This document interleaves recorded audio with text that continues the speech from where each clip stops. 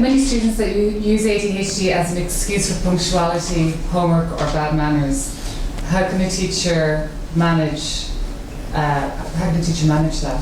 Well, my experience has been that most students of any age don't use ADHD as an excuse at all.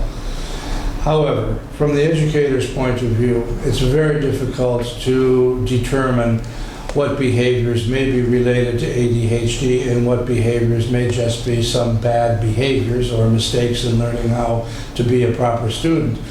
If there's been an assessment and the child has been identified as having ADHD, then all subsequent and related issues should be outlined in the assessment itself. And that information, therefore, should be available to class teachers to read and distill. And then they know whether the behaviors they're looking at are secondary to ADHD or something else. If there hasn't been an assessment, you have absolutely no way of knowing whether the child has ADHD or has just acquired bad behaviors or is poorly socialized to school. We simply won't know. Now, sometimes talking to parents and gathering background information can be very helpful. Sad reality is that teachers aren't clinicians, they're excellent educators and professionals, and so most of them can't make the differentiation whether it's ADHD or whether it isn't. So it leaves them in quite a quandary, really. If there's been an assessment, I think you should be able to assume that somewhere in that assessment the traits and characteristics and behaviors associated with the ADHD are highlighted and written down. And then you can tell, yes, it's secondary to ADHD, or no, it isn't, and it may be something else. Okay. If a child has got aggressive behavior, how should a teacher sanction the child? Would you sanction the child in as you would with somebody who doesn't have ADHD, or would you go through the normal processes of detention, notes home, or would you go easier on them? Well, one of the biggest concerns I have is that children and adolescents who have behaviors secondary to their ADHD that cause difficulty in the classroom are punished everywhere in their life. I'm going to give you an example because this just came into my office yesterday. 13-year-old girl has been diagnosed with very significant ADHD. She is entering her second year in secondary school now. She has served 57 detentions in her first year for failure to bring in homework and failure to complete assignments. She also has been determined to be, and I'll put it in quotations, cheeky when teachers discipline her. Why are they disciplining her? They are constantly reminding her, and she says, yelling at me, that I didn't do my homework, that I didn't bring assignments in, that I don't bring the right books home. She's poorly organized, she has difficulty with planning, and she has difficulty with timekeeping. These are all executive function deficits that we know are directly attributable to ADHD. In addition to which, she's also emotionally labile. By that I mean she's quick to be irritable when she's chastised by teachers. She may be a little bit cheeky and bold in return.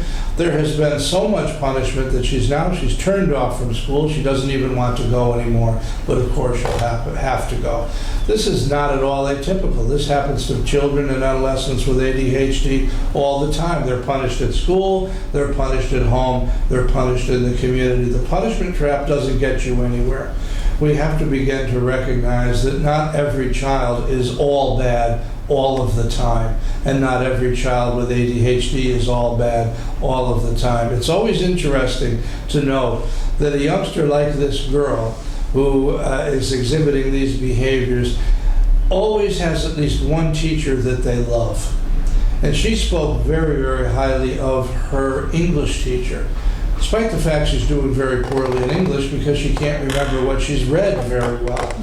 because of the ADHD symptomatology. But her English teacher is kind and has a good sense of humor and doesn't constantly chastise her or remind her to sit still, stop clicking your pen. She's a pen clicker, you know? And she says, I don't even know I'm doing it. And the next thing that happens to me, I'm being yelled at in class because I'm disturbing everyone.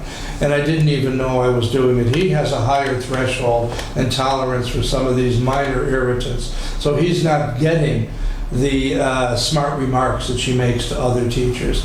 She has a learning support teacher. Now, a learning support teacher is supposed to understand the whole profile of ADHD, but what happens with the learning support teacher, who she also likes? Sometimes the learning support teacher is cross with her. You didn't do your assignment. Why didn't you bring this in to me? I have 4 teachers complaining to me about you all the time. So all she's hearing is negativity. Now, we can't excuse all bad behavior, even from students with ADHD. If they are using profanity in the classroom, if they are being quite disobedient and disrupting the learning environment, then something has to be done about it. It can't be excused. We need to have reasonable expectations. But we do have to offer a helping hand to them. We can't just criticize and punish consistently without someone sitting down and saying, what can I do to help? I see you're unhappy in school. Your teachers are unhappy with you. You seem to be caught in a cycle of difficulty. Let's just clear the air. What can we do to try to help you here? If someone takes an interest to listen, students will tell the truth. The children and adolescents aren't the little liars and deceivers we make them out to be if they believe someone cares. I had a 10-year-old boy in the office today, doesn't have ADHD, but he has a lot of behavioral problems. This was just this morning. And what did he say to me? I think this world is just so ageist. Now, he's using the term in reverse, because he went on to explain, I think very lucidly, no one listens to me. No one listens to children at all. All they want to do is talk, talk, talk. And isn't that very true? That we get, what I hear from teachers all the time is, how should I discipline? How should I discipline? I want to meet the teacher someday that comes to me and says, I'm so frustrated with this student's behavior and learning profile. Please tell me what I can do to help make it different without disciplining him or her all the time. I would love to be dealing with those kind of teachers.